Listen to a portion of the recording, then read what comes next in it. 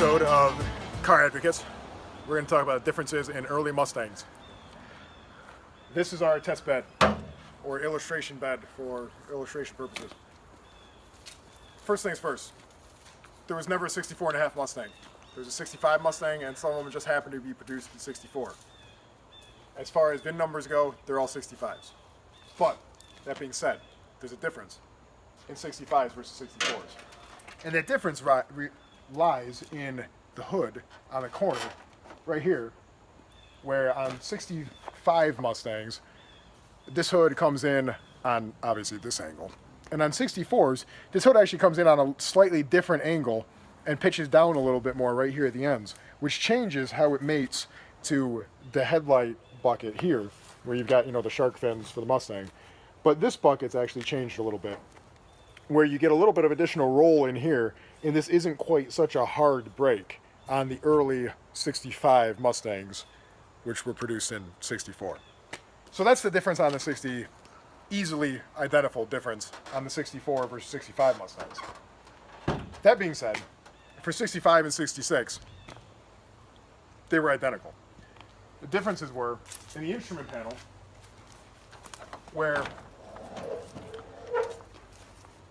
in 65, you had a very wide speedometer, and in 66, you had a gauge cluster consisting of a central speedometer and then 4 accessory gauges, which went out 2 on each side.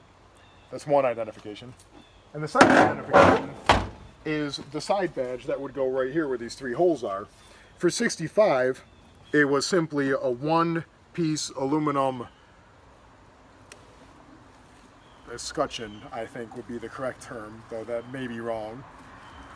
But point is, it extended from about here and then cut in a little bit, came down through here and then cut in a little bit here, whereas for 66, they included vertical or horizontal bars that came out this way, 3 of them that came out about 6 inches this way, and you can tell that way. So that's 65 and 66. For 67 and 68, Ford actually introduced a wider body on the Mustang. It was wider and slightly longer, and there's quite a few identifying factors. For one thing, when you start talking about Mustangs, this side emblem piece is a big thing that changes throughout the years. So on 67, there were a couple of side scoops that came in here and it cut in a little bit differently, and 68 it cut in a little bit differently again. But particularly on 67 and 68, the rear of the roof on the Mustang changes how it comes in.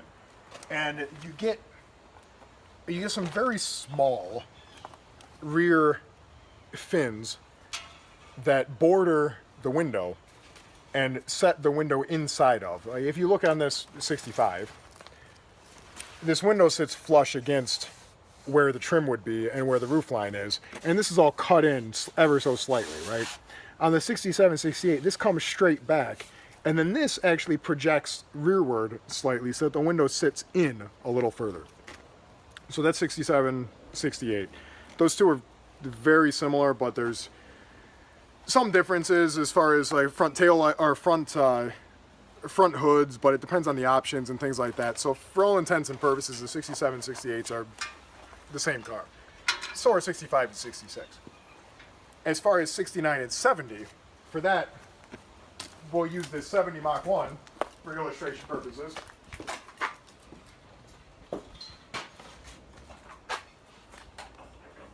And possibly a little light. On 69, there's quite a few things that were different. So for 69 and 70, the Mustang became wider, again, a little lower, and longer, significantly longer. Notably, as far as aesthetics go, you had different taillights. So on 69, this is a 70 model.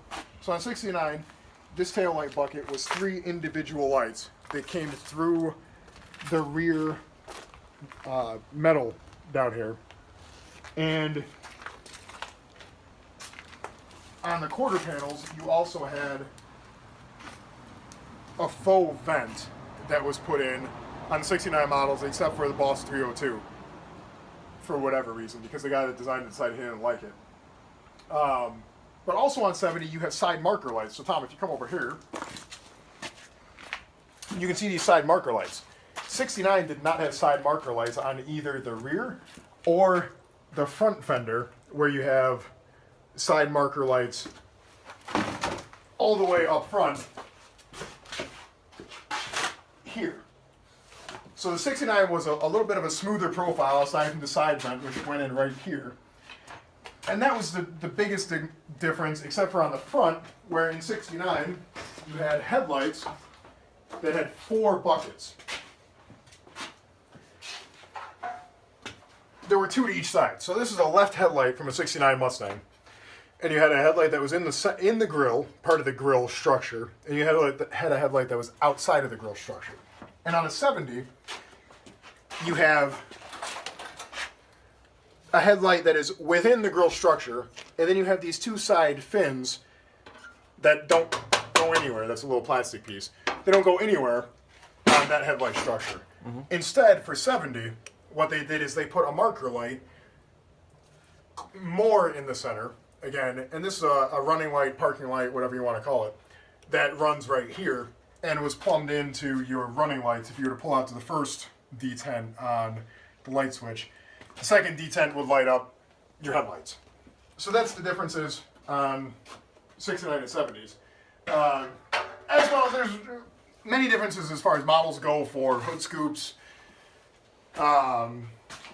hood styles necessarily. Grill styles changed throughout the years as you go through the different models, Cobras versus base models versus GT models versus Q-code models or whatever, anything like that. So all told, those are the big differences. Those are some easily identifiable ways to identify what 65 through 70 Mustangs are.